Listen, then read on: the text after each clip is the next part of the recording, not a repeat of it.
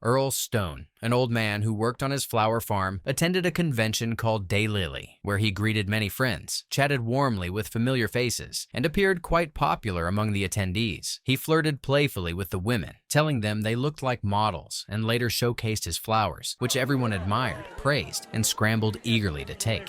The MDL 2005 gold medal winner is Earl Stone with a 75 medal. Meanwhile, his daughter was getting ready for her wedding, anxious and tense as she waited for him. Her own daughter hoped her grandfather would come, but her mother warned her not to expect it, explaining that Earl had never attended any important event in her life. From her baptism and birthdays to her graduation, she said he had never cared about his family or shown concern when it mattered. Realizing her father would not be there to give her away, the bride broke down in tears, overwhelmed by disappointment. There's no sign of him. Well, he'll be here. It's my wedding day. At the same time, Earl celebrated his success at a bar, buying drinks for strangers, sharing jokes, and enjoying the attention of his friends. Get the whole bar for you. Them too? The wedding party? 12 years later, Earl's flower business began to decline as online flower delivery grew more popular and demand for small farms dropped. He packed a few belongings and drove out to visit his granddaughter Ginny, who was soon to be married. Ginny was thrilled to see him, proudly showing him around the house and telling him how excited she was to introduce him to her fiancé. You saved all my cards. Ever since the first one you sent me when I was 9. As they headed toward the party in the backyard, they ran into Earl's daughter and ex-wife. His daughter was shocked and immediately said she would not stay if he remained. His ex-wife noticed the belongings in his truck and accused him of coming only because he had nowhere else to go, insisting he had never cared about his family. Earl argued that he had worked 60 hours a week to provide for them, but she denied it, claiming he had spent his days enjoying himself with friends. The tension grew, and Earl quietly said goodbye to Ginny and walked away. You're not here because of the wedding. No. You're here because you have nowhere else to go again. As he was leaving, a man from the party approached and asked about his truck and driving experience. Earl explained that he had driven through 40 states without ever receiving a ticket. Grandpa was a real road warrior, too. He loved to drive. The man told him about a job transporting packages from place to place and said it paid well. He handed Earl a business card mentioning that the money could help with Ginny's wedding. Earl accepted the card and drove off. All I'm saying is, I have friends looking for cautious drivers like you. Earl contacted the number on the card and drove to the location they gave him. When he arrived, a group of men greeted him and explained the job in detail. They told him he would receive a package, drive it to a destination, then leave his truck behind once he got a text message. One of the men handed him a phone that he would use only for deliveries. They loaded items into his truck and warned him never to open the package. Earl agreed. Good day. I'm not gonna look in anybody's bag. They gave him the address for his first drop and explained that when he reached the destination, he should leave the truck keys in the glove compartment and walk away. When he returned to the pickup point, he would receive the keys along with his payment. Earl hesitated, asking what would happen if someone stole the truck or the money, but the men assured him they had eyes everywhere. Satisfied enough with their answer, Earl agreed and set off on his journey. Adios. Elsewhere, a new agent named Bates was transferred to a different city. The special agent in charge welcomed him warmly and said he was genuinely excited to work with him. Soon after settling in, Bates and his new colleague began tracking a suspect who had recently appeared on their radar. Why's that? This is our guy. Yeah. Meanwhile, Earl delivered the package to the assigned destination and left his truck exactly as instructed. When he returned, he was surprised to find both his payment and his keys waiting in the glove compartment, just as promised. One of the men approached, congratulated him on doing a good job, and handed him a phone number to call if he wanted more work. Earl explained that it had been a one-time job, but the man insisted and left the number anyway. You save that for a rainy day. Yeah, rainy day, okay. Agent Bates and his colleague approached the man they had been tracking. They told him his cartel believed he was working for the Drug Enforcement Administration. They urged him to cooperate with them, promising that if he helped, they would protect him from the consequences he feared. We're gonna make sure your cartel doesn't know you're working for the DEA. I'm not working for the DEA. Earl attended Ginny's wedding, where she thanked her mother, grandmother, and her grandfather for being present. Earl tried to make peace with his ex-wife Mary, but she seemed uninterested. and distant. She told him he could not make up for all the lost time that had already passed. When she noticed his flowers at the wedding, she asked how he could care so deeply for a flower, yet fail to care for his own family. Earl replied that flowers were unique and short-lived, so they deserved all his time and effort. Mary told him his family had been the same. I mean, they're unique. They just bloom one day and that's the end of it. After receiving an eviction notice, Earl accepted another job from the men. He arrived in a new truck, which they admired openly. One of them gave him a new phone and broke the old one, saying he needed to get rid of it once the job was done. They handed him another package, told him to drop it at the same location as before, and he drove off without hesitation. Yeah. Same hotel as before. Yeah, same hotel. Earl drove to the location, dropped off the package quietly, and completed the job without trouble. Elsewhere, the agents interrogated Luis, the man they had been watching closely. They told him they had found drugs and other incriminating materials in his home. They offered him a choice: cooperate with them to help take down the cartel or face prison. That's before the cartel gets to you. So, what do you think, Luis? Are we going to be friends? Terrified of being locked up, Luis agreed. Afterward, Earl paid his overdue house bills and returned home feeling relieved. Later, Earl visited his favorite bar and discovered it had suffered a fire. The owner told him the insurance company was refusing to help and that the bar would close unless someone stepped in to support them financially. Hearing this, Earl accepted a third job and went to meet the men for another package. The man handed him a new phone and gave almost no instructions, and Earl seemed to understand the routine by now. On the way to the drop location, curiosity got the best of him, and he stopped to inspect the package. Inside the bag, he found large amounts of drugs. Shocked, he stood by the open trunk when a police officer suddenly approached and asked if he needed help. Earl said no. When the officer asked what was in the truck, Earl replied that he was delivering pecans to his niece. A police dog in the cruiser picked up the scent of the drugs and began barking. I don't know what's wrong with him now, but this dog has to pee every 15 minutes. As the officer went to release the dog, Earl quickly spread a strong pain relief cream on his hand and let the dog sniff it, confusing its sense of smell. The officer secured the dog again, and Earl managed to drive away without being caught. Hey, you do a great Jimmy Stewart, by the way. Luis later met with the agents again. Agent Bates told him he needed to earn their trust and prove he was still on their side before they could move forward with anything. Luis then took them to the hotel where the exchanges happened. He explained that different drivers acted as mules, transporting packages to a drop location, where someone else would take the car, drive away with the package, and eventually return the vehicle with the payment carefully placed inside. 121 is ours. He's just there to make sure that they keep an eye on the vans that come in and out. Earl earned 30 grand from his latest run and used the money to restore the neighborhood bar that had recently suffered heavy damage. At its grand reopening, the owner thanked him sincerely for making the restoration possible. Everyone celebrated Earl, grateful for his generosity and support, and the night was filled with dancing, music, and joy. Earl later accepted another job. He seemed to enjoy the money and followed the same routine again, completing the run without trouble and collecting his payment. Meanwhile, in Mexico, members of the cartel practiced shooting before assigning one of their men to accompany Earl on his next transport of 110 kilograms of drugs worth millions. The cartel leader said Earl was the perfect driver since he had no traffic record and rarely attracted attention. The man resisted the idea at first, but eventually agreed to watch over him. Because I can ask Gustavo here, he's always eager to step up. No, I got it. The man met Earl and told him he would be his handler. He instructed Earl to follow his orders and do exactly as he was told with no exceptions. When Earl joked about it, the handler tried to intimidate him with his gun, but Earl remained unfazed, almost amused. They then went to pick up the package. Earl greeted the men, who now called him Tata. One of them explained the drop-off location while the others loaded the package. But the handler grew impatient and did not want to waste time talking. They set out on the road with Earl driving the package and the handler following close behind. Along the way, Earl stopped to help a family struggling with a flat tire. He changed the tire and made a racist remark, which the people corrected gently, but he simply laughed it off, not realizing the effect of his words.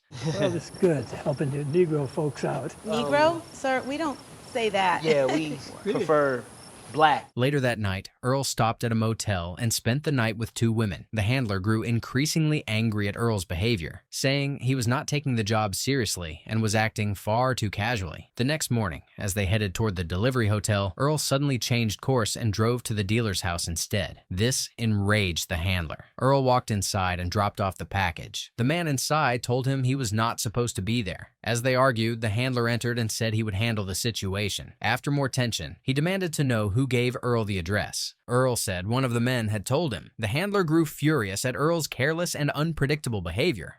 Who sent you here?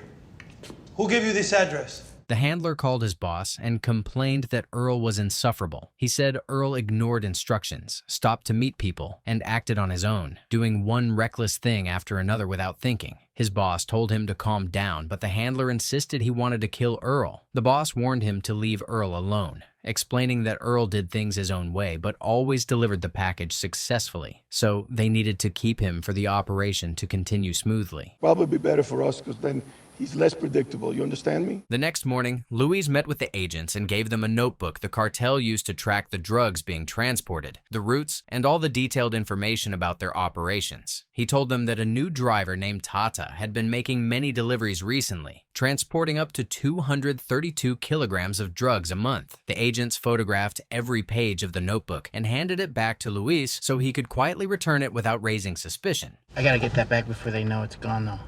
So if I can just take it. It's gonna take a second, so just relax. Elsewhere, Earl was on the road transporting another load of drugs as his handler followed nearby. Earl seemed to enjoy the journey and the long, open road, but the handler and his man were furious. The man complained that hiring an old person like Earl had been irresponsible and a poor decision for a job of this scale. The handler told him to calm down, and they continued following Earl. Earl stopped at a diner to get some food, and they had no choice but to follow him inside. While they ate, Earl told them they needed to enjoy life instead of constantly worrying. The handler joked that Earl had enjoyed life a little too much, which was how he ended up working for them at his age. Maybe you enjoyed the moment a little too much. Had too much fun. As they left the diner, a police officer stopped the handler and asked what he was doing in town. Earl quickly stepped in and told the officer they were his men and were doing work for him, explaining that they were helping him with some errands. The officer remained suspicious of the handler and the other man. What's your business here? But he trusted Earl's calm tone and friendly manner. Earl then gave him some caramelized corn to take back to the station, saying he no longer ate sugar himself. Fortunately, the officer accepted this and moved on, allowing them to drive away. Thank you for helping me, sir. All right, sir. Agent Bates told his boss they had their eyes on a driver called Tata, who was using a black truck. His boss asked how they discovered this, and Bates explained that they had tapped the cartel's phones and learned the delivery times, locations, and other details. Bates suggested letting the local police handle the situation since they would be late to arrive at the scene themselves. But I want busts, Agent Bates.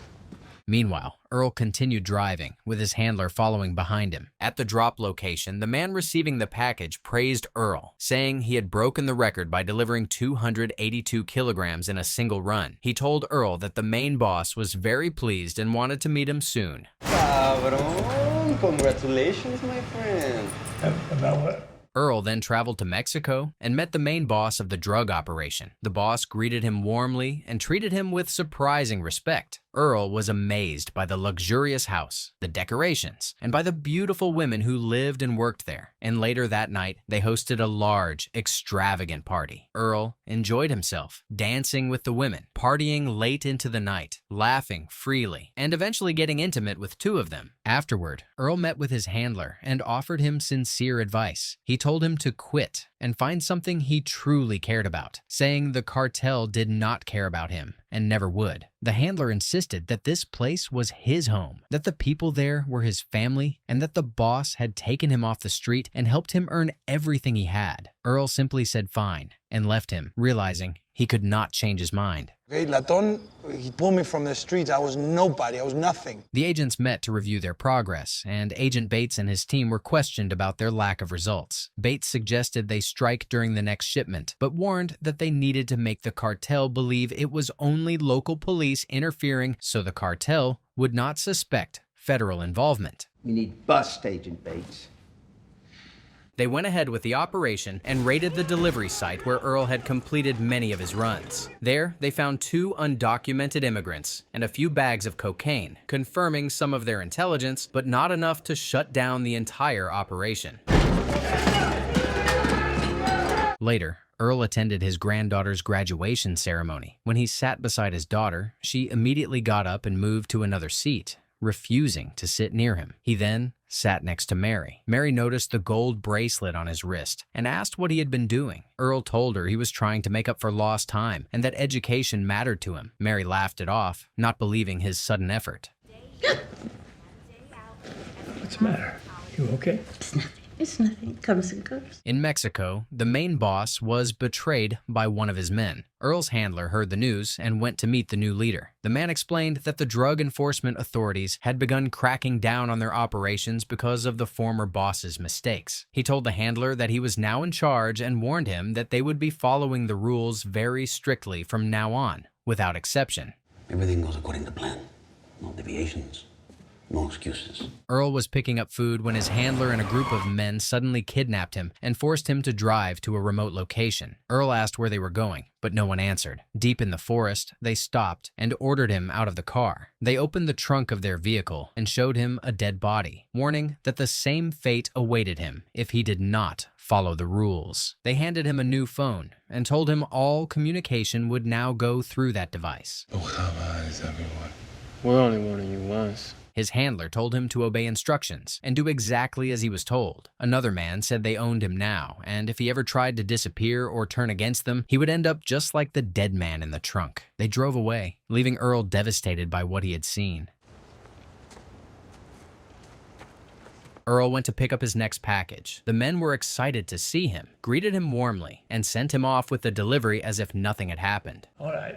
Come on, viejito, let's make some money. All right. At the Drug Enforcement Office, Agent Bates and his teammate planned to follow Tada both on the ground and by helicopter during his next run. Using an ambulance as cover, they drove out looking for a black truck. The first one they spotted was being driven by 2 kids, so they let it pass. The next black truck was driven by a Spanish man, and they pulled him over to investigate. The man stepped out with his hands up, terrified, begging them not to shoot and saying his chances of being killed by officers were high as an immigrant. Agent Bates asked if he had any drugs in the vehicle, and the man said no. They checked his identification and searched the car, then realized he was not their target. They apologized and drove away. Sorry to inconvenience you. Have a good day, sir. Earl drove his 12th run peacefully, singing to himself as he went. Meanwhile, Louis called Agent Bates and told him that Tata had gotten permission from his handler to stay the night at a motel. He gave them the motel's location so they could go and find him. Casey got a location on him, Honest Aid Motel. Agent Bates and his team arrived at the motel to find their target. They spotted a suspicious man and assumed he might be the dealer. Bates went to check the rooms and walked right past Earl's door, unaware that Earl was the real target. He spoke briefly with Earl, who complained about young people being glued to their phones, then went back to his room. I don't know what it is with you guys and your generation. You guys? Jesus. Bates then tried to unlock the door of the suspect they were watching, but the man stepped out and demanded to know what he was doing. Bates said he had mistaken the room for his own, but the man became angry and insulted him. The argument escalated quickly, and Bates and his team arrested him. They searched the man's room and found only 15 grams of cocaine. Believing he kept the main package in his car, they searched his vehicle but found nothing. Still, they arrested him. Maybe there's another Honest Aid Motel, or maybe it's code. Earl watched everything from his motel window and realized that the drug enforcement authorities were after him. The next morning, Earl went to a diner and sat beside Agent Bates. Bates mentioned that he had missed his anniversary, and Earl advised him to always put his family first. Remember. You know, that was really something yesterday. He told Bates he had missed many anniversaries himself and said those moments meant a lot to women. He added that he had not spoken to his own daughter in 12 years and wished he had prioritized his family. Earl then said goodbye and walked out. Suddenly, Agent Bates called out to him. Excuse me, sir? Earl froze and turned around slowly, frightened that he had been caught. But Bates simply handed him the bottle he had forgotten on the counter. Bates went back inside, and Earl drove away. As Earl was driving, he got a call from Ginny. She told him that her grandmother was sick and that he needed to come see her. And shit, but it doesn't matter. They said she should have She should have come in like a year ago. She said Mary was being discharged from the hospital and they were taking her home. Earl told her that was good news but said he could not come. Ginny grew angry and asked why, and Earl said he had a job. When Earl repeated that he could not make it, Ginny lost her patience. She told him she had been wrong to defend him all this time, called him a bad person, and hung up. What an idiot! It turns out I was wrong the whole time. Earl changed his mind and went to see Mary. Ginny was shocked when he arrived. Earl went into Mary's room and apologized for never being there. He told her he wanted to be present now. Mary thanked him and said she was glad he came. Their daughter Iris overheard everything. The cartel tried reaching Earl, but he was not answering. Agent Bates and his team were also waiting for him, expecting him to appear. Just as they were about to give up, the tapped phone revealed that the cartel had no idea where Tata was. They were furious and were talking about killing him when they found him. They don't know where he is either. They sound pissed. Earl stayed by Mary's side and took care of her. She eventually asked how he was getting so much money. Earl joked that he was a thug now, and Mary laughed. When she asked again, he told her he was a drug mule for a cartel and had 305 kilograms of cocaine in his truck. She laughed harder, thinking he was joking, and told him he did not need to be rich for them to want him. You didn't have to get rich for us to want you around. Iris finally spoke to her father and said her mother had never completely given up on him. Earl apologized for being a terrible father and husband, saying he had ruined his chances. Iris told him he was just a late bloomer, and they smiled. See, she didn't completely throw you away. Agent Bates was told by his boss to wrap up the investigation. His boss said they had wasted too much time and resources without making real progress. Bates asked for a few more days. His boss agreed and asked for his next plan. Bates said he intended to tap the phones of a few cartel members who were also looking for Tata. Okay, do it. Earl stayed with Mary during her final moments. She told him he had been the love of her life and also the cause of her greatest pain, and that it meant a lot to her that he was there. Earl told her he loved her and always would. For the love of my life and the pain of my life. Mary passed away, and Earl attended her funeral with Iris and Ginny. After the service, Iris told him she loved the flowers and invited him for Thanksgiving. Earl told her he would definitely be there and left. Wouldn't miss it for the world. The cartel men eventually found Earl and confronted him. They searched him and found a funeral banner in his pocket. Earl told them his wife had passed away. He said he understood the consequences of his actions and was ready to face his punishment. Celebrating the life of Mary Stone. The men called their new boss and explained the situation. The boss ordered them to kill Earl. One of the men pleaded for him, saying he had just lost his wife, but the boss refused to show mercy. He told them to let Earl finish his job, then dispose of him. If they failed, their own lives would be at risk. Agent Bates and his team heard everything through the tapped call. Realizing Tata was going to be killed, Bates requested the GPS location from the tapped phone, and the team headed there immediately. As Earl drove, he noticed a helicopter above him. Agent Bates and his team blocked the road ahead, while other officers approached from behind. With no way out, Earl surrendered and held out his hands for the police. Bates was shocked to discover that Tata was the same man he had met at the motel and the diner. You. Agent Bates asked Earl what happened to his face. Earl said he got what he deserved and explained that he had been at his ex-wife's funeral. He added that he was grateful because he had spent time with his family. Well, you made things straight with your family. Yeah. Bates asked if he had made up with his daughter, who had refused to speak to him for years, and Earl told him he had. Earl then asked if he was the reason Bates missed his own anniversary. Bates admitted he was. Bates said he was glad Earl had the chance to be with his family. In court, Earl pleaded guilty to all charges. His attorney tried to speak for him, but Earl insisted he had done everything and was guilty. Mr. Stone, are you pleading guilty on all charges? Mr. Stone, you are remanded into federal prison. Iris and Ginny said goodbye as he was taken into custody, telling him they would visit whenever they could. Ginny promised she would look after his flowers. Earl told them his only regret was the time he had wasted, saying he could buy anything except time. Could buy anything, but I couldn't buy time. Sometime later, Earl settled into prison life. He worked on the prison's flower farm as he served his sentence.